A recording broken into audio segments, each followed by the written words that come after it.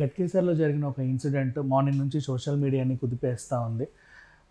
ఎక్కడ చూసినా ఇదే టాపిక్. ఒక తల్లి ఇద్దరు పిల్లల్ని తీసుకొని వెళ్ళి రైల్వే స్టేషన్ మీద ట్రైన్ వచ్చేటప్పుడు ఎదురు చూసి చూసి అక్కడ సూసైడ్ చేసుకొని చనిపోయారు. పూర్తి వివరాల్లోకి వెళ్తే విజయశాంతి రెడ్డి అనే ఒక ఆవిడ, దాదాపు ఒక 42 ఇయర్స్ ఉంటుంది. తను ఒక సాఫ్ట్వేర్ కంపెనీలో టీమ్ లీడర్గా పనిచేస్తూ ఉంది. ఒక మంచి టీంని తను లీడ్ చేస్తుంది.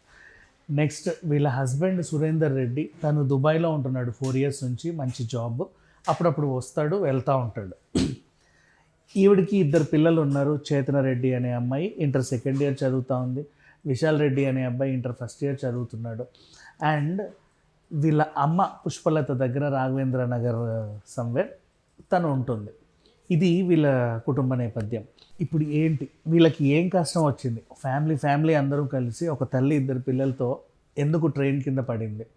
ఈ విషయం తెలుసుకుంటే ఏం చేసింది, వెళ్ళి హాస్టల్లో ఉన్నటువంటి అమ్మాయిని అలాగే అబ్బాయిని ఎక్కించుకొని వచ్చింది. రైల్వే స్టేషన్ దగ్గరికి వచ్చారు, కార్ పార్కింగ్ చేశారు. పార్కింగ్ టికెట్ కూడా తీసుకొని ఆ టికెట్ పైన మా చావుకి ఎవరు బాధ్యులు కారు, మేమే చావాలనుకుంటున్నామని రాసి ఇద్దరు పిల్లలతో తను ఆత్మహత్య చేసుకుంది.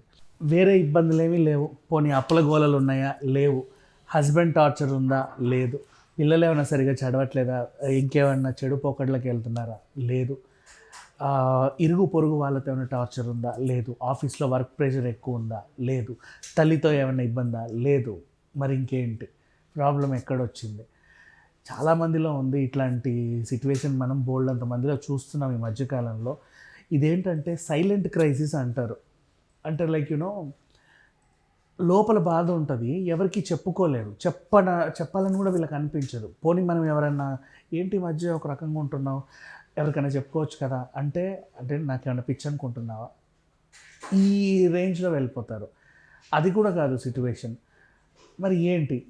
అండ్ ఇక్కడ ఇంకోటి ఏంటంటే వీళ్ళల్లో హై ఫంక్షనింగ్ డిప్రెషన్ ఉంటుంది. హై ఫంక్షనింగ్ డిప్రెషన్ అంటే ఏంటంటే పనంతా సక్రమంగా చేస్తారు, అన్ని పనులు చేస్తారు. ఆఫీస్లో పెండింగ్ వర్క్ అంటే ఏమి ఉండదు. ఎవరి దగ్గరైనా సమస్యలు ఉంటే వాళ్ళకి ఈజీ సొల్యూషన్స్ ఇస్తారు. క్లయింట్ వస్తే పర్ఫెక్ట్ మీటింగ్స్ జరుగుతాయి. అండ్ ఏదైనా ప్రాజెక్ట్ స్టార్ట్ చేస్తే నీట్ ఎండింగ్ ఇస్తారు. ఏదైనా సరే వర్క్ అసైన్మెంట్ వీళ్ళకి ఇచ్చారు అంటే దాన్ని ప్రాపర్గా నీట్గా ఎలాంటి ఎర్రర్స్ లేకుండా ఫిల్ చేసి ఇస్తారు. కానీ లోపల ఏదో ఉంటుంది, అది చెప్పుకోలేరు. యాక్చువల్గా ఇది ఇప్పుడు మెడికల్ టర్మ్స్కి వెళ్ళినా ఇది డిస్థీమియా అని ఒక వ్యాధి. అలాగే అంటే సింపుల్గా చెప్పాలంటే పీడిడి అంటారు, పర్సిస్టెంట్ డిప్రెసివ్ డిజార్డర్. సో ఇది చాలామందికి ఉంటుంది మన సొసైటీలో. బట్ ఏంటంటే వాళ్ళు బయటపడరు, వాళ్ళకి సమస్య ఉన్నట్టు కూడా ఎవరికి తెలియదు. ఎప్పుడో ఏదో అయితే తప్ప అరే ఏం జరిగిందని తెలియదు. చిన్నపిల్లల్లోనూ ఉంటుంది, మీరు హాస్టల్లో వేసే పిల్లల్లోనూ ఉంటుంది. మీరు వెళ్ళినప్పుడల్లా బాగానే ఉన్నామంటారు, మంచి మార్కులు వస్తాయి, చదువుకుంటారు, ఒకరోజు ఆత్మహత్య చేసుకొని చనిపోతూ ఉంటారు. నెక్స్ట్ అలాగే కొత్తగా పెళ్ళైన హస్బెండ్ వైఫ్ చాలా బాగుంటారు, హనీమూన్కి వెళ్తారు, పిల్లల్ని కంటారు, ఓ రోజు ఆవిడ ఊరేసుకొని చనిపోతుంది. చాలామంది హస్బెండ్ని నిందిస్తారు. హాస్టల్లో చదివే పిల్లల్నేమో అక్కడున్న యాజమాన్యాన్ని నిందిస్తారు. ఇలా ఒక గృహిణి ఒకవేళ ఇంట్లో వాళ్ళ హస్బెండ్ ఉంటే తను అంటారు, సింగిల్గా ఉండే మదర్కి ఇంకేం కష్టాలు అంటారు, ఆఫీస్ ప్రెషర్ అంటారు. Nobody can identify this kind of problem, తెలుసా? మళ్ళీ ఇది ఇంకా దేనికి దారితీస్తుందంటే ఆల్ట్రూయిస్టిక్ సూసైడ్ అంటారు దీన్ని. లైక్ నేను చనిపోకూడదు, నాకు చాలా ప్రాబ్లమ్స్ వచ్చాయి, నేను చనిపోవాలి. కానీ నేను చనిపోతే వీళ్ళు ఏమైపోతారు, వాళ్ళు ఏమైపోతారు, నా కుక్కని ఎవరు చూసుకుంటారు, నా ఆవుని ఎవరు చూసుకుంటారు, నా కూతుర్ని, నా కొడుకుని, మా ఆయన్ని, మా అమ్మని ఎవరు చూసుకుంటారని వాళ్ళని కూడా చంపేస్తారు. ఇట్లాంటి రేర్ సిట్యువేషన్ చాలా రేర్గా జరిగింది యాక్చువల్గా చెప్పాలంటే. ఇప్పుడు ఒక తల్లి ఇద్దరు పిల్లలతో ఆత్మహత్య చేసుకుంది అంటే ఎన్నెన్నెన్నో అనుకుంటారు. ఇప్పుడు ఫైనాన్షియల్గా చూసుకుందాం, పోనీ వీళ్ళు ఏమన్నా ఈఎంఐలు కట్టలేక అప్పుల బాధలు ఎక్కువై చనిపోయారా? నో, వెల్ సెటిల్డ్, నీట్గా ఉన్నారు. నెక్స్ట్ మళ్ళీ హస్బెండ్తో నథింగ్ ఎల్స్, చాలా చక్కగా మాట్లాడుకుంటారు. వీళ్ళ దగ్గర అసలు టైమే ఉండదు.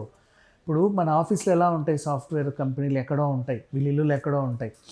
1-2 గంటలు రోడ్ల మీదే ఉంటారు. ఆఫీస్ అయిపోయిన తర్వాత ఇంటికి రావడానికి లేట్ నైట్ అవుతుంది. పొద్దున్న ఎర్లీగా స్టార్ట్ అయ్యి వెళ్ళిపోతూ ఉంటారు. ఇంట్లో తల్లి చక్కగా వండి పెడుతుంది కాబట్టి 2 ముద్దలు తింటుంది.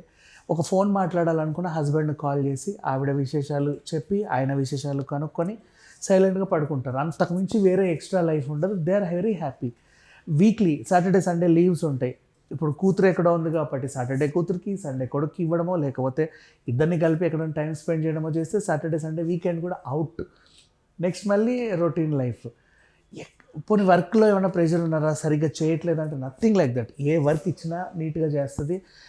ఎవరు వచ్చి ఏ కంప్లైంట్ ఇచ్చినా దాన్ని నీట్గా సాల్వ్ చేస్తుంది, రిజాల్వ్ చేస్తుంది. మరి ఏంటి ప్రాబ్లం అనుకుంటే అదే చాలామందికి తెలియదు. ఇట్లా చాలామంది చనిపోయే వాళ్ళు ఉంటారు. ఇట్లాంటి వాటికి కూడా సొల్యూషన్స్ ఉంటాయి, కొంచెం గమనించండి. ఒక మంచి solution, start loving your body. అంతే, అంత మించి ఇంకేం చెప్పలేం. మీ హెయిర్ని ఇష్టపడండి, మీ ఫేస్ని ఇష్టపడండి, మీ బాడీని ఇష్టపడండి. రోజు అద్దంలో చూసుకోండి, ప్యాక్లు వేసుకోండి, లేకపోతే ఇంత రెజ్యూమ్ వాడండి, తలకి ఇన్ని ప్రోడక్ట్స్ వాడండి, ఒంటికి అన్ని ప్రోడక్ట్స్ వాడండి, నెయిల్స్ మీద దృష్టి. మన బాడీని మనం ప్రేమించుకుంటే ఏంటంటే చావు ఆలోచనలు రావు ఎవరికి కూడా, నిజంగా చెప్తున్నా. ఇప్పుడు మనకు చాలా ఉన్నాయి సూపర్ మార్కెట్స్లో, లేకపోతే ఎక్కడెక్కడికో వెళ్ళేసి గ్లూటాథియన్ ట్యాబ్లెట్ తాగితే 6 వారాల్లో తెల్లగా అవుతా అంటారు. Try, nothing. అది తెల్లగైనా పర్లేదు, కాకుండా పర్లేదు, ట్రై చేయండి. ఇప్పుడు డైలీ రెజ్యూమ్ ఉంటుంది మొహానికి. ఫేస్ వాష్ నుంచి మొదలు పెడితే ఎక్స్ఫాలియేటర్, తర్వాత వచ్చేసి ఎసెన్స్, ఆ తర్వాత వచ్చేసి టోనర్, టోనింగ్ తర్వాత సీరమ్స్ తర్వాత డేకి డే సిరమ్, నైట్కి నైట్ సిరమ్, తర్వాత డేకి డే క్రీము, నైట్కి night cream, day moisturiser, night moisturiser, డేకి సన్ స్క్రీన్, రాత్రికి మాస్క్, వాట్ ఎవర్ వాడండి. హెయిర్కి కూడా shampoo, conditioning, after that colour protection, లేకపోతే ఇంకేమైనా ఉంటే ఇంకోటి హెయిర్ మాస్క్, స్పా, ఇవన్నీ చేసుకోండి.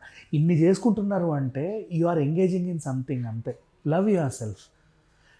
వార్డ్రోబ్ చేంజ్ చేస్తూ ఉండండి, యాక్సెసరీస్ మార్చుకుంటూ ఉండండి, నచ్చిన ఫుట్వేర్ కొనుక్కోండి, నచ్చిన పర్స్ కొనుక్కోండి. If you are capable. లేదు, డబ్బులు లేవు, లేని వాళ్ళ పరిస్థితి ఏంటి అంటే వాళ్ళైనా సరే చిన్న చిన్న అలవాట్లు చేసుకోండి, ఉన్నలో ఉన్నంత ప్రాబ్లం ఏం లేదు.